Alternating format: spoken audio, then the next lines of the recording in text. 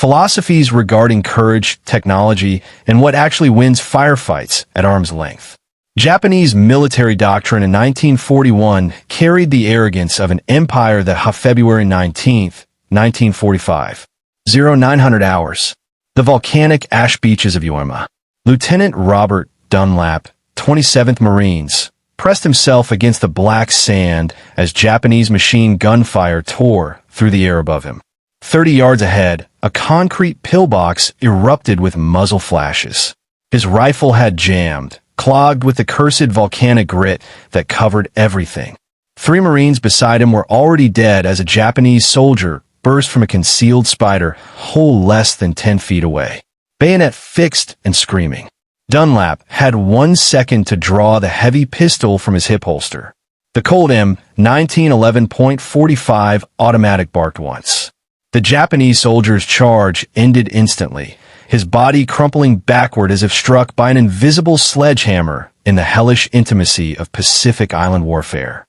That single shot represented something the Imperial Japanese Army had catastrophically failed to understand. American firepower wasn't just about numbers. It was about stopping power. The question that haunted American combat reports from Guadalcanal to Okinawa was both tactical and psychological. Why did Japanese forces consistently underestimate the lethality of American small arms, particularly the Colt 45 pistol, only to have that miscalculation cost them dearly in the brutal close-quarters combat that defined the Pacific War? The answer reveals not just a story of weapons engineering, but a collision between 2 fundamentally different military that conquered Manchuria, humiliated China, and shocked the world at Pearl Harbor.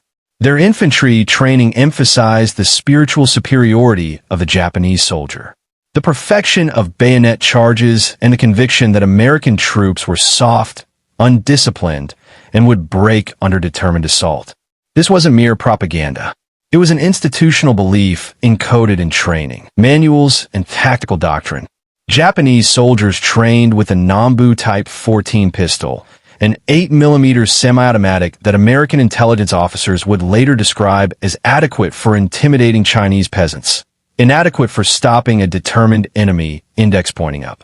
Firing a relatively anemic 8x 22mm Nambu cartridge, generating roughly 162 FTLB of muzzle energy, the Nambu represented Japanese priorities: lightweight, ease of manufacture, and the assumption that pistols were essentially ceremonial weapons for officers who would lead with swords and spirit rather than firepower. When Japanese troops captured American positions in the Philippines in 1942 and examined the heavy Colt M1911 pistols, intelligence reports noted their reaction ranged from amusement to dismissive contempt. The weapons seemed absurdly large, over-engineered, and indicative of American reliance on material superiority over warrior spirit. They could not have been more fatally wrong. The Colt 45 M1911 wasn't designed for target shooting or ceremony.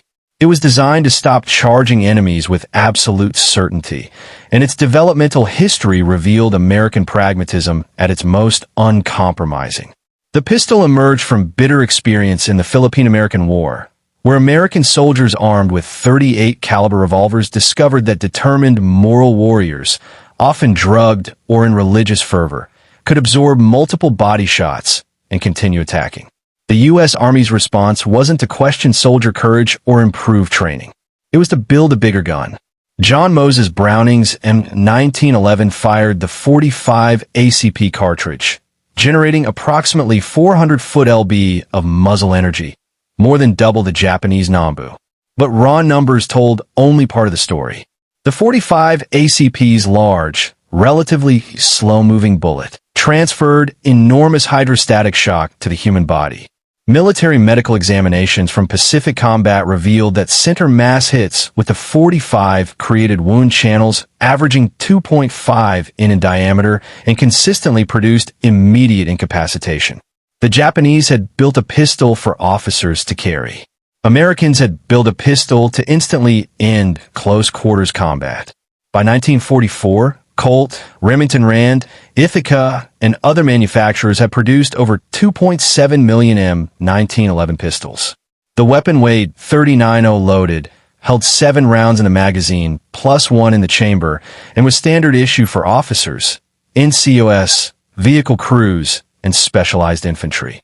In the confined jungles of Guadalcanal, the cave complexes of Plu, and the bunker networks of Iwo Jima, that pistol would write its legend in the most intimate and brutal combat of the war.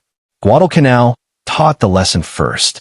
Marine Corps after-action reports from Henderson Field described night infiltration attempts by Japanese soldiers who had studied American defensive positions and believed they could exploit perceived American fear of darkness in close combat.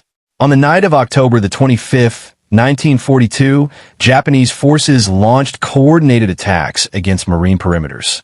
What followed shattered Japanese assumptions about American resolve. Corporal Mitchell Page, commanding a machine gun section, found himself in hand-to-hand combat after his position was overrun. His pistol accounted for 3 confirmed kills at ranges of less than 15 feet. His report was clinical. Each man I shot with the .45 went down immediately and did not get up. No second shots were required. Similar accounts flooded through combat reports from Tarawa, Saipan, and the Philippines. Japanese soldiers who survived to become prisoners expressed shock at the immediate stopping power of American pistol fire. Lieutenant General Tadamaki Kurabayashi, commanding Japanese forces on Awoima, had studied American weapons carefully. His tactical instructions to his troops explicitly warned against underestimating American firepower and advocated for positional defense rather than banzai charges. He understood what his predecessors had not.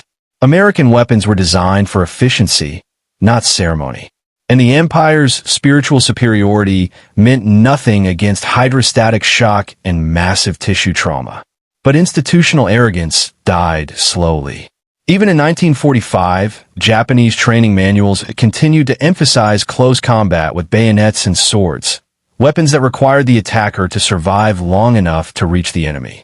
Against Marines and soldiers armed with M1911 pistols in the narrow confines of bunkers and caves, that survival proved impossible.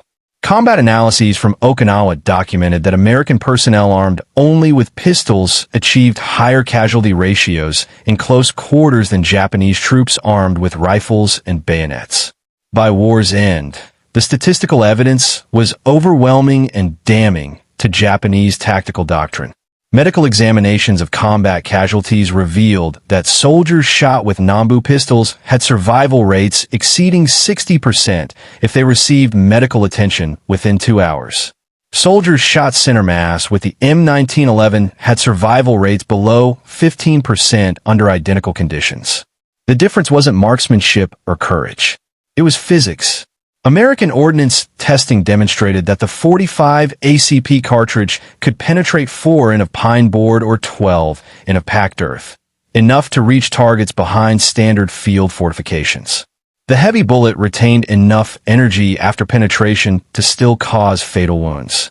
Japanese pistol ammunition, by contrast, often failed to penetrate even light cover. In the savage environment of island warfare, where every cave entrance and bunker opening became a potential killing ground, this difference was existential. The U.S. military produced over 3 billion rounds of .45 ACP ammunition during the war years. Pistols that had seemed excessive in peacetime proved perfectly suited to a war where combat distances often shrank to conversational range. Japanese forces adapted too slowly, trapped by doctrinal rigidity and industrial limitations that prevented them from developing comparable weapons. Even when battlefield reports screamed the need, a Pacific War's close-quarters combat delivered an unambiguous judgment on the collision between Japanese martial philosophy and American engineering pragmatism. Japanese soldiers trained to value spiritual fortitude over firepower discovered that courage couldn't overcome hydrostatic shock. Officers who carried pistols as symbols of rank found themselves outgunned by American NCOs, carrying weapons designed for immediate lethality. The Colt 1911 remained in U.S. military service until 1985, a 74-year operational lifetime that testified to its fundamental effectiveness. Modern forensic analysis of Pacific War combat has only reinforced what battlefield reports documented in the intimate brutality of jungle and cave warfare. The immediate stopping power of the .45 ACP cartridge saved countless American lives by ending threats before they could close to bayonet range. The Japanese military's fatal miscalculation wasn't technical ignorance. It was philosophical blindness. They built weapons that reflected their values of discipline, austerity, and spiritual superiority. Americans built weapons that reflected their values of overwhelming effectiveness and bringing overwhelming force to bear. In the volcanic caves of Uoima and the jungles of Guadalcanal, that difference was measured in survival rates and casualty statistics that told a story no amount of warrior spirit could overcome. The ultimate reason Japanese troops learned to fear American pistols was brutally simple. The Colt 45 was designed to stop human beings with one shot, and it consistently delivered exactly what it was designed to.